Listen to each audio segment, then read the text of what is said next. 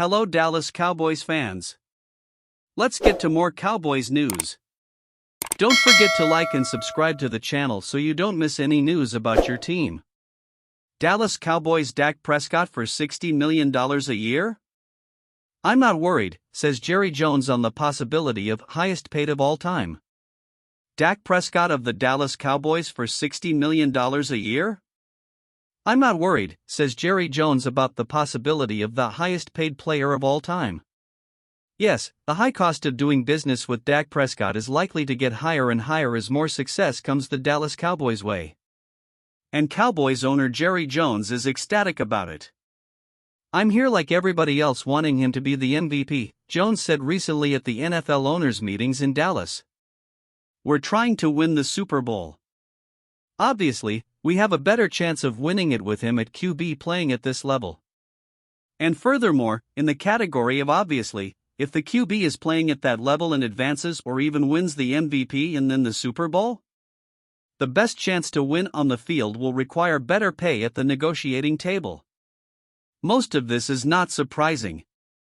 The Cowboys made it clear a long time ago that they wanted to sign Prescott to a long-term contract extension, with some sort of deadline before the NFL trade year begins in March 2024.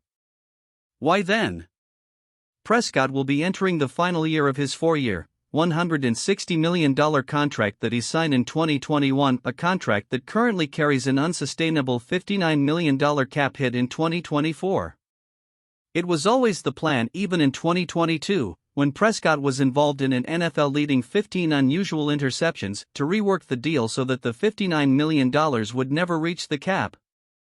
Leaving it as is would not only make Prescott a lame duck, able to leave Dallas for nothing after 2024, it would also prevent the Cowboys from doing any real roster construction because of the cap restrictions. He's under contract now, but we'd like to do that after the season, COO Stephen Jones said recently. When the season is over, we'll focus on that. Dak will be our quarterback. Prescott currently earns $40 million a year. It's clear that $50 million APY is the new limit, or $55 million. Or $60 million? And, again, Jerry Jones doesn't seem to be wavering on that, partly because of all the good things that could happen to the 10-5 Cowboys that would make Dak possibly the highest paid player in NFL history. The thought of him not being our quarterback, Jerry said, having called a rich new extension inevitable, hasn't crossed my mind. We discussed that very inevitability below on the Fish Podcast and Fish Report, as well as what Dallas is planning to do with its two backup QBs, Cooper Rush and Trey Lance.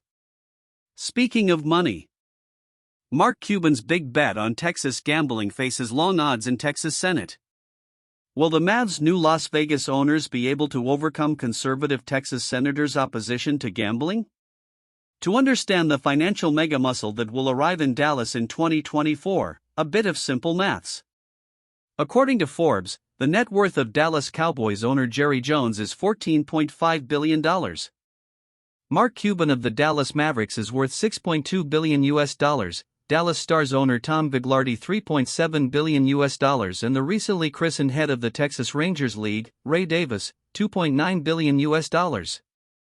Add it all up and you get a hefty $27.3 billion, or less, by $6 billion, mind you, than the unfathomable pockets of Las Vegas casino magnate Miriam Adelson.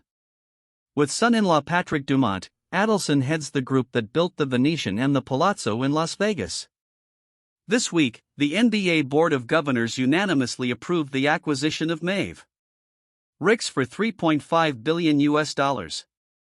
Adelson has the power to get Cuban to sell his beloved Mavs, but will his $33 billion empire and considerable influence with Republican legislators in Texas be enough to bring legalized gambling to the Lone Star State?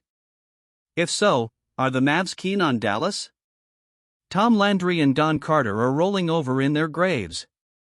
But by embracing the growing and inevitable gambling and sports betting industries in Texas, Cuban and Jones are about to make even more money. Landry, the iconic original coach of the Cowboys, and Carter, founder of the Mavericks, were principled men with beliefs in the Christian faith. Landry spent much of his offseason volunteering at the Fellowship of Christian Athletes. Carter went to church twice on Sunday and always took his trademark Stetson indoors because Mom raised me right. I doubt they ever made a friendly wager in their lives. These days, the guardians of the Mavs and the Cowboys are Cuban and Jones, characters who know their way around a good party, wheeler dealers who are adept at profiting from deals that Landry and Carter wouldn't have touched. If you travel outside Texas, you'll notice that casino games and sports betting have become commonplace. But here, in the Republican-controlled Bible Belt, investing money in games of chance is still a criminal offense. This year, 37 states legalized gambling. In 2022, New Jersey made a whopping $2.6 billion in net profit from sports betting and, in the first 10 weeks after allowing online gambling, New York made $4 billion in gross revenue. Even without legal channels, estimates are that Texans bet $6 billion a year on sports. Despite this potential windfall, gambling's ultra-conservative opponent, Lieutenant Governor Dan Patrick, announced last May that online sports betting won't be coming to Texas anytime soon. Plano Congressman Jeff Leach was the author of a bill to legalize sports gambling, and the House considered casinos to be destination resorts. Both ideas were summarily overturned in the Republican-dominated state Senate. I've said repeatedly that there is little or no support for gaming expansion, Patrick said.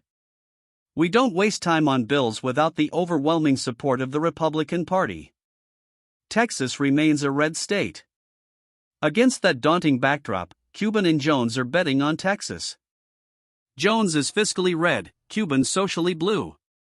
Both covet green above all. Do they need even more financial and political clout to twist Republican arms in Austin? Enter Adelson, who last year donated $1 million to Texas Governor Greg Abbott. In 2018, she received the Presidential Medal of Freedom from Donald Trump. She's certainly mega rich. As far away as the game seems here, it's also crawling, so close. That's why Cuban is selling a 70% share of the Mavs to casino owners and why Jones was an early investor in the sports betting company DraftKings and has long partnered with Oklahoma's WinStar Casino and the Texas Lottery. Said Jones recently, "I play the lottery. I'm a big fan of what it brings to education in our state." In a separate interview, he called WinStar one of the best brands in the world. What do you think of this news? Don't forget to like and subscribe to the channel so you don't miss any Dallas Cowboys news.